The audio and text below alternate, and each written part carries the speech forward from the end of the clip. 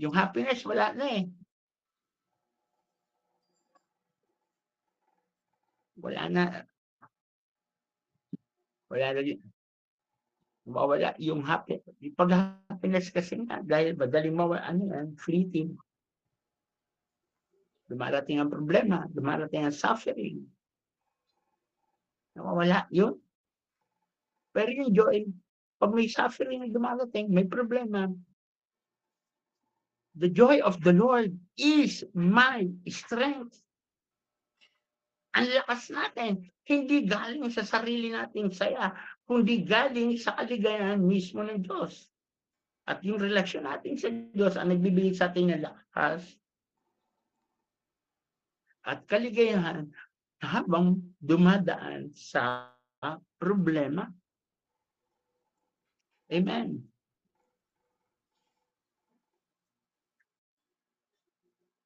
A week ago, yung anak ko pong si Angel na ospital.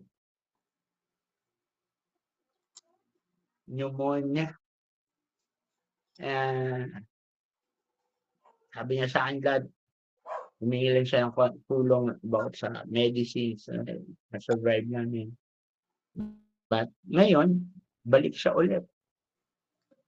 Andun ulit siya. Pero sabi niya sa akin, Dad, bukas lalabas na ako.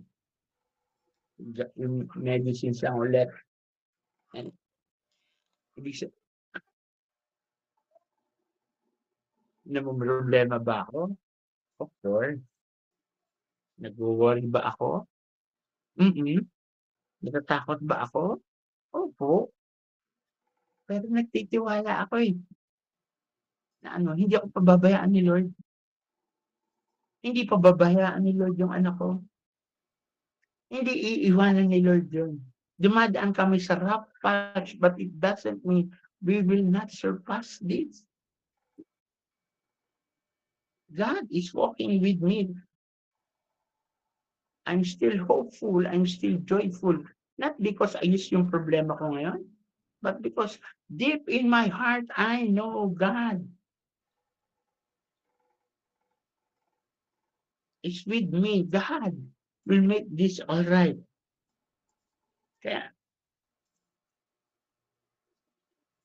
my confidence does not lie on what I can do sa problema. My confidence lies on what God can do doon sa problema. Worry comes, fear comes, lalong-lalo na pag ang tiwala natin, ang confidence natin, doon sa diskarte natin. Joy comes from knowing that our confidence, that our faith does not lie on what we are capable to do, but what God is able to do. Diba? God is able more than what we can do. Amen. Yeah, joy is a choice, a decision we do out of our faith, out of our relation. Kaya nga relasyon eh. Sinasabi ko nga minsan, pag nag-init ba ulo ko, masasolve ko yung problema. Pag nagalit ba ako or nag-react ako ng pangit, solve na problema. Pag pinabayaan ko may stress ako na may stress, makontrol yung stress, yung decision ko, yung disposition ko, na-solve ba yung problema? Hindi eh. But all I know, if I choose to put God, Lord, ikaw ang bahala. Lord, sa'yo ako nagtitiwala. Hindi ko sinasabing hindi ako kikilos. Hindi ko sinasabing hindi ako gagawa ng paraan. Hindi po. Of course, I'm still praying for guidance. I'm still praying, Lord, anong gagawin natin dito? Lord, paano ko, saan mo ko ituturo? Ano yung mga desisyon na dapat natin gawin para maayos to? I'm praying for that. But at the same time, I let God lead me. Not on the way I want to do things, not on the way, dapat ganito gawin ko, dapat ganyan. Hindi.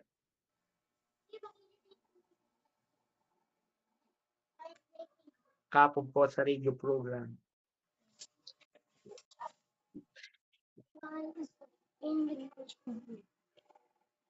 And love flock. May sinishare po actually po nung LSS last weekend, sinishare na po yun. Si Brother Jim. Share ko lang po ng konti yung kanya. Meron siyang property sa Mindoro, 5 hectares. Binakuran nila. Umakyat sila sa bundok ng kanyang mga anak. Tapos sampunan ng mga anak niya, yung bakod, lumiko. Dad, ba't lumiko yung bakod natin? Di ba hanggang doon dapat yung bakod natin? Hanggang doon pa. O ba't lumiko? Kasi kinukuha nila yung 2 hectares. Bakit natin ibibigay? Kinukuha nila eh. Sabi niya, ganun na lang yun? Ganun na lang. Hindi ba natin pwede i-demanda? Hindi natin pwede reklamo? Ang sagot daw ni Brother Jing, oo na. Kasi kapitbahay natin sila eh. Walang katapusang away ang pagdinimanda natin yan. Besides, kapatid ko yan eh.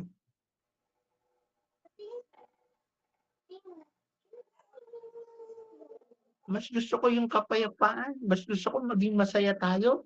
Kaysa isipin natin araw-araw, ninakawan kami, nilamangan kami.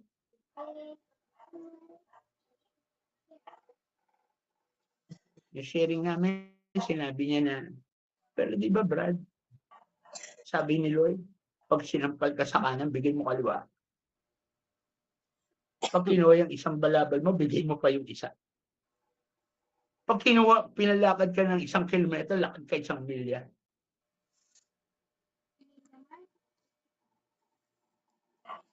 Ito na yung pagkakataon kong mahanap ang kaligayahan sa pagsunod sa gospel. Hindi ko pakakawalan. Gusto ko po yung pagkakabanggit eh. Ito po hindi niya binigyan. Nagkwekwentuhan kaming dalawa. Yan binigyan niya. Ito yung pagkakataon ko. Matagpuan yung kaligayahan sa pagsunod sa gospel. Because there is also joy in obedience. Commitment nga eh. Hindi, you find joy. Hindi dun sa, hey, manalo ako sa kaso. Hindi. Kundi maski dun sa pagpaparaya.